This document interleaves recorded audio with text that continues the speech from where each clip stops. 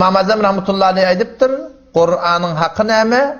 Kur'an'ın hakkı yılı iki tarafını hatmetmeli. Her Müslüman. Ve erti kıyamet günü ağır baş güçlü şefaat gününde kim? Kur'an. Yani sen şu hukumda Peygamber'in şefaatinden hantama, ulamaların şefaatinden hantama, şoňa meňzeş başyky derejelerim şefaat etjek diýip tabi. Cehennem muazip bolup girmeli oda, la orada atdyran oda. Şony çekip de barahim şefaat edip aljak näme? Ulamalar var, şuhadalar var, şoparum Allah'tan bilen derejeli adamlar var. Indi şoň enki güçlüdi kim? Peygamberlerden de goýanda Kur'an diýip Müslüman. Şu Kur'an'ı ödüňe şefaat etjek bolsaň, näme etmek gerek? Şu Kur'an'ı bäri başı okuýmaklygy zindagide barahim jary bolmaly. Wa qala ar-rasulu ya rabbi inna qawmi ittakhadhu hadal Qur'ana mahjura. Eti kıyamet günü Peygamberimiz şu ummatından şikayet etsin. Wa qala ar-rasulu ya rabbi Resulullah eti kıyametine aytacak. Ya Rabbi Allah inna qawmi menin şu ummatim ittakhadhu hadal Qur'ana mahjura. Şu menin ummatim şu Kur'an'ı terk edipdir.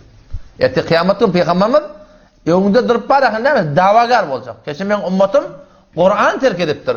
Kur'an terk etmekde awwal kılat näme? Şunu okuýmaklyk musulmandyň. Otam şu taýdan baş gerekli ödümün, oğlumuz, çocuğumuz, ayalımız şunu öwrenmekde rahmet çekmeli. Indi bir yaş geçipdir, 50 barıptır, 55'e barıptır. Şoňa da baran bolsa kemez kem şu Kur'any şeýle eliň bilen hatarlyk etip, okuýup bilmeýänler bolsa, şu da ibadat etirler. Fakat şey gödede geçetdi. Şu da öňünde ulaqamyr ibadatyň ber.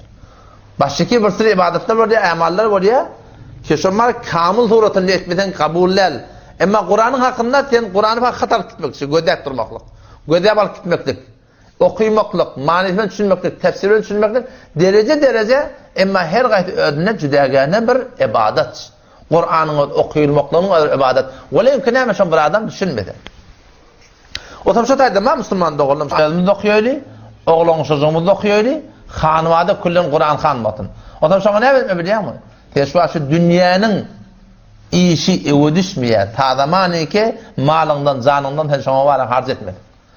Her şoma birden ketek de becerecek bolsaň, tavuğa ketek de becerecek bolsaň, teşondan hem malından harc etmeli, hem teşonga canın şoňa da hem dokma bolýar.